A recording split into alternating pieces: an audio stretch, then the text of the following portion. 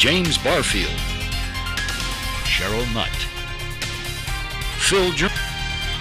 Now, KCTU5 presents Wichita's longest-running talk program, the River City Forum.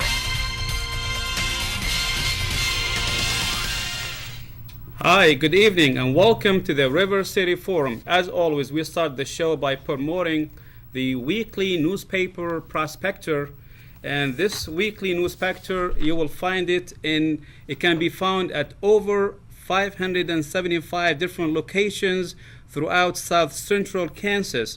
Inside, you will find hundreds of classified ads, as well as the weekly newspaper columns by Ron and Sharon Nutt and R.J. Dickens.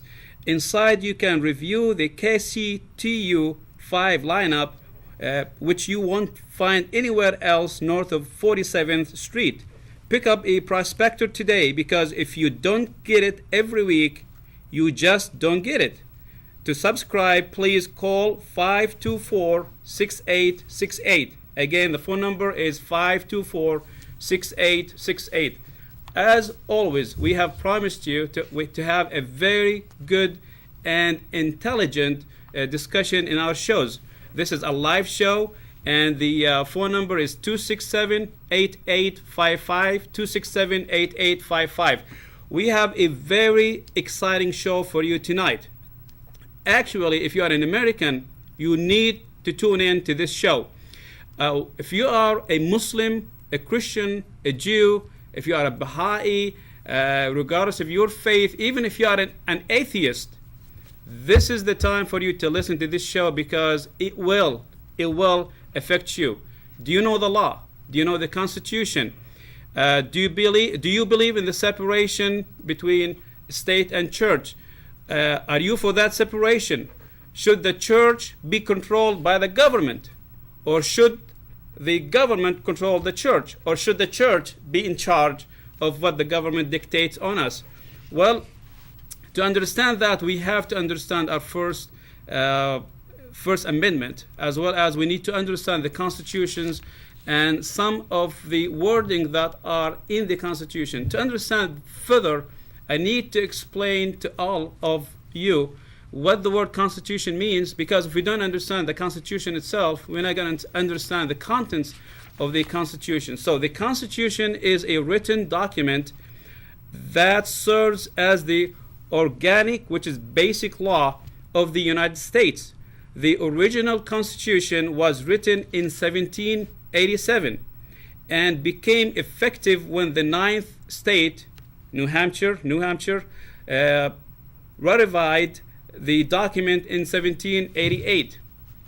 Now here we say in 1791, the state approved 10 amendments to the Constitution. These 10 amendments are known collectively as the Bill of Rights. The first of these amendments deals in part with the issue of the power of government over religion, and hence has become the focal point of the debate over church and state separation.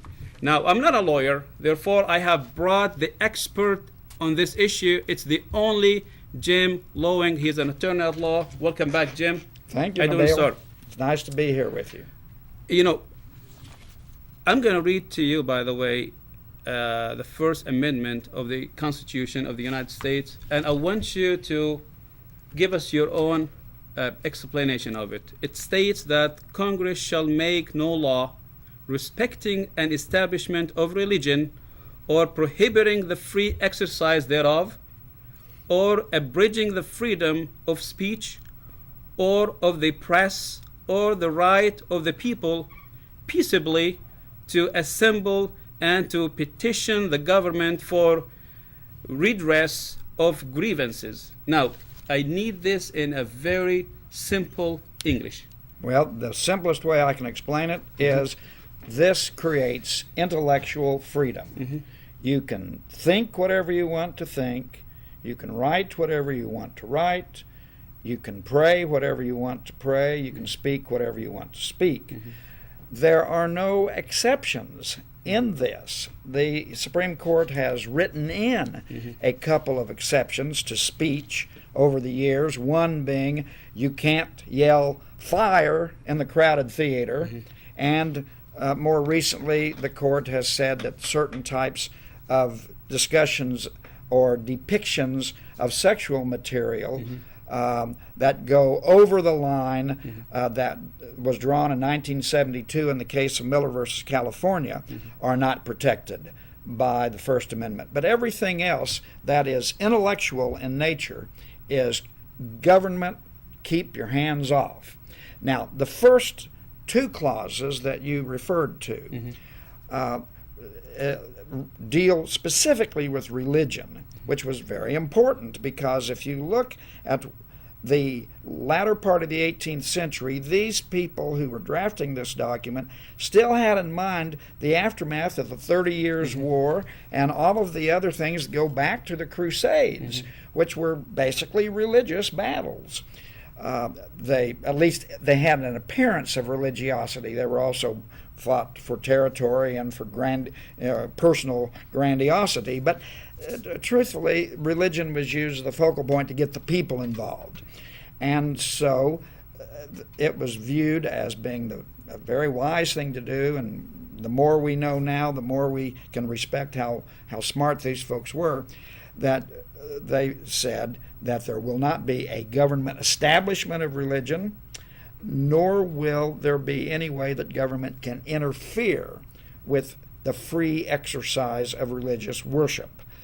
And that means government has to be neutral where religion is concerned. But Jim, the debate